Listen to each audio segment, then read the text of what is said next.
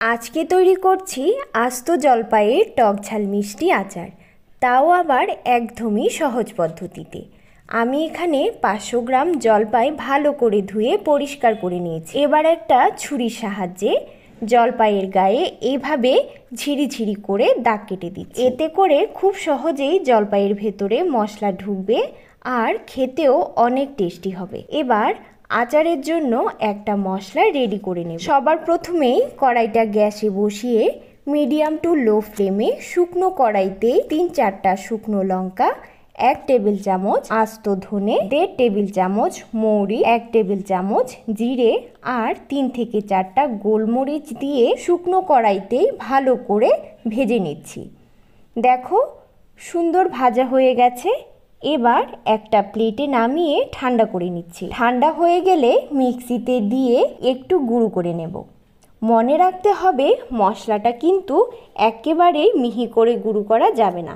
এবার কড়াইতে জল দিয়ে ঝিরি করে দাগ কেটে রাখা জলপাইগুলো ঢাকা দিয়ে 2-3 মিনিটের জন্য সেদ্ধ করে নেব। জলপাইগুলো যেহেতু পাকা ছিল তাই বেশি সেদ্ধ করার দরকার হয়নি। ছেঁকে জল থেকে তুলে নিচ্ছি। এবার 250 গ্রাম গুড় কড়াইতে দিয়ে মিডিয়াম টু লো ফ্লেমে ছোট একটা বাটিতে 1 বাটি জল দিয়ে গুড়টাকে গুলে নিচ্ছি। দেখো গুড়টা খুব সুন্দর জলের সঙ্গে গুলে গেছে। এবার আমি জাল দেওয়া গুড়টাকে একটু ছেঁকে আবারও কড়াইতে দিয়ে দিচ্ছি, আরও একটু জাল দিয়ে নেব। দেখো গুড়টা খুব সুন্দর ফুটছে। এবার সেদ্ধ করা জলপাইগুলো জাল দেওয়া গুড়ের শিরার মধ্যে দিয়ে দিচ্ছি। এইভাবে কিছুক্ষণ গুড়ের মধ্যেই জলপাইগুলো 5-6 মিনিটের জন্য ফুটিয়ে নেব। এবার 1/2 চা চামচ হলুদ গুঁড়ো, 2 চা চামচ লঙ্কা গুঁড়ো আর 1.5 চা চামচ নুন দিয়ে দিচ্ছি।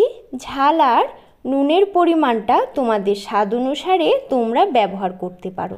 ভালো করে মিশিয়ে নিই। এইভাবে জলপাইগুলো গুড়ের শিরার মধ্যে আরও 5-7 মিনিটের জন্য ফুটিয়ে নিচ্ছি। জলপাইগুলো কিন্তু একটু পরপরই নেড়ে দিতে হবে, না হলে কড়াইতে লেগে যেতে পারে। এভাবে ফুটতে ফুটতে আচারের শিরাটা যখন শুকিয়ে আসবে তখনই যে ভাজা মশলাটা গুঁড়ো করে বানিয়ে রেখেছিলাম ওইখান থেকেই 2 চা চামচ মশলার গুঁড়ো আচারের মধ্যে দিয়ে দিচ্ছি। ভালো করে মিশিয়ে নিলেই তৈরি সুস্বাদু জলপাইয়ের আচার। খুব সুন্দর একটা গন্ধ বেরিয়েছে।